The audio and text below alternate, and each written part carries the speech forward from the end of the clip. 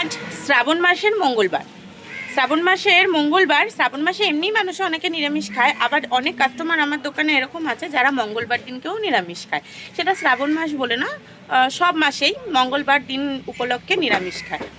তো যাই হোক, আজকে নিরামিষ তো করেছি। আর আমার দোকানে নিরামিষ সবজি মানে কিন্তু টোটালটাই নিরামিষ, ওর মধ্যে পেঁয়াজ রসুন টসুন এগুলো কিছু পড়ে না, বা মাছের তেল কাটা সেগুলোও কিছু পড়ে না। নিরামিষ মানে শুধুই নিরামিষই তরকারি হয়।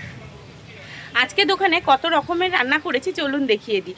আগেই বলেছি দোকানের মেনু যা করি এমনিও আমার আলাদা কাস্টমারের রিকমেন্ড থাকে, যার কারণে আমি রান্নাটা করি। অনেকেই বলে যে সব কিছু মেনু তো দোকানে পাওয়া যাবে না। হ্যাঁ, সব কিছু পাওয়া যাবে না, তবুও আমি বলি কি কি রান্না করেছি। এই কারণের জন্যই বলি, আমি 11টার সময় দোকানে আসি আর 11টা থেকে পুরো 1টার মধ্যে সম্পূর্ণ রান্নাটা কমপ্লিট করি। এটা কিন্তু একটা চ্যালেঞ্জের বিষয় আছে, নিজে একা কেটে একা সব কিছু করে তারপরে যখন 2 ঘন্টার মধ্যে এত কিছু রান্না আমি কমপ্লিট করে দিই, সেটা একটু বলি।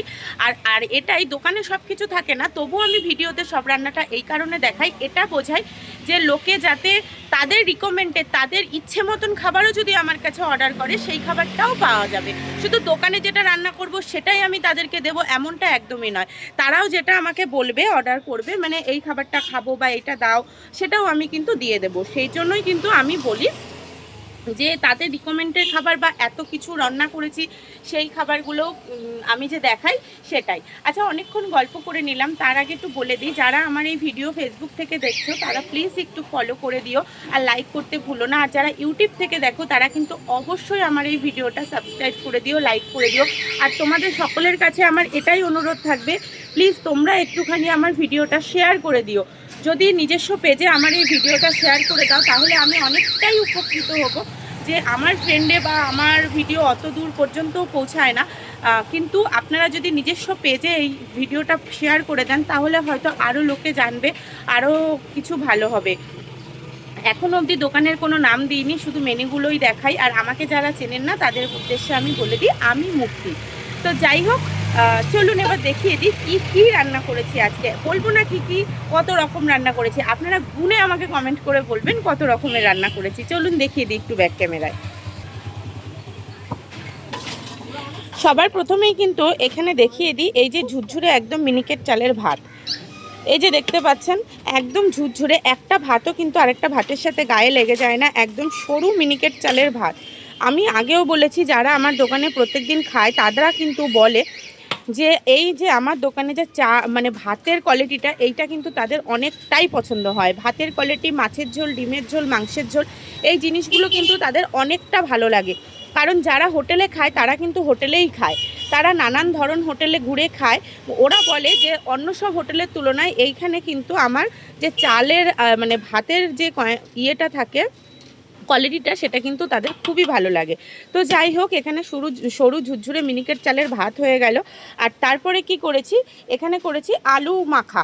আমি আগেও বলেছি আলু মাখাটা দোকানে অনেকে বলছে বলে আমি প্রায় দিন এখন আলু মাখাটাই করছি। আর এখানে কিন্তু করেছি ভেন্ডি ভাজা, এটা আর অন্য একজনের রিকমেন্ডে। আর এইটাও কিন্তু আলু মাখা, কিন্তু এই আলু মাখাটা মেখে আমি কড়াইয়ের মধ্যে আবার তেল দিয়ে আবার নাড়তে হয়েছে ওই আলুর চোখার মতো, এটাও কিন্তু অন্য একজনের রিকমেন্ডে। তারপরে কিন্তু আজকে রান্না হয়েছে এখানে মুগের ডাল। এই যে এটাও কিন্তু আজকে যেহেতু মঙ্গলবার বলেছি একদম ঘন থকা মুগের ডাল হয়েছে, এটাও কিন্তু অন্য একজনের রিকমেন্ডে। তাহলে এখনও অবধি আমি কি দেখালাম, ভাত, আলু মাখা, ভেন্ডি ভাজা, আলু চোখা, মুগের ডাল, আর সব থেকে স্পেশাল এই যে দেখে নিন এখানে মাছের তেল। আজকে সমীর কাতলা মাছ নিয়ে এসেছিলো, আর কাতলা মাছটা অনেক ভালো ছিল, তার যে তেলটা পুরো সাদা থকা তেল ছিল, তাই একটু পেঁয়াজ রসুন দিয়ে মাছের তেলটাকে ভেজেছি। সাথেই কিন্তু এখানে অন্য একজনের রিকমেন্ডে তৈরি করা হয়েছে ডিমের অমলেট করে আলু দিয়ে ঝোল।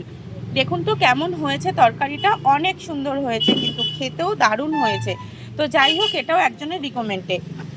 তারপরে আর রান্না করেছি কিন্তু এইখানে এই যে ডাল, অনেকটা ঘন আর থিকনেসযুক্ত ডাল রান্না করেছি। এখানে দেখতে পাচ্ছ দোকানে ডাল তো দিতেই হবে, ডালটা দিয়েই মানুষ ভাত প্রথমে বেশি খায়। আর আজকে নিরামিষ সবজির মধ্যে রান্না করেছি কিন্তু এখানে ধোকার তরকারি, আলু দিয়ে গরম মশলা দিয়ে এখানে রান্না করা হয়েছে ধোকার তরকারি। কেমন হয়েছে বলুন, স্পাইসনেসটা দারুণ হয়েছে, একদম লাল সুন্দর হয়েছে এই ধোকার তরকারিটা। না না আচ্ছা আসো, তাই না? আর এখানে কিন্তু করেছি কাতলা মাছের ঝোল। আজকে কাতলা মাছ হয়েছে, আজকে রুই মাছ না, কিন্তু আলু দিতে মোটেও ভুলিনি, আলু দিয়ে কাতলা মাছের ঝোল হয়েছে, দারুণ রান্না। তো যাই হোক, আজকে কি কি রান্না করেছি সেটা তো আপনাদেরকে দেখিয়েই দিলাম। প্লিজ একটু গুনে বলবেন কত রকমের রান্না করেছে। আজকে কিন্তু আমি এই যে বলে দিলাম, আচ্ছা আপনাদের গোনার আগেই বলে দিই 10 রকমের রান্না হয়েছে কিন্তু আজকে এখানে। তো যাই হোক, কেমন হয়েছে আজকের মেনুটা প্লিজ একটু কমেন্ট করে জানাবেন। আর আপনাদের কাছে আমার রিকোয়েস্ট থাকবে, প্লিজ একটু আমার ভিডিওটা শেয়ার করে দেবেন আপনাদের নিজস্ব পেজে। এখন ধন্যবাদ আমার এই ভিডিওটা পুরোটা দেখার জন্য। নমস্কার, কালকে আবার দেখা হবে দোকানেরই একটা অন্য কোনো ভিডিও নিয়ে।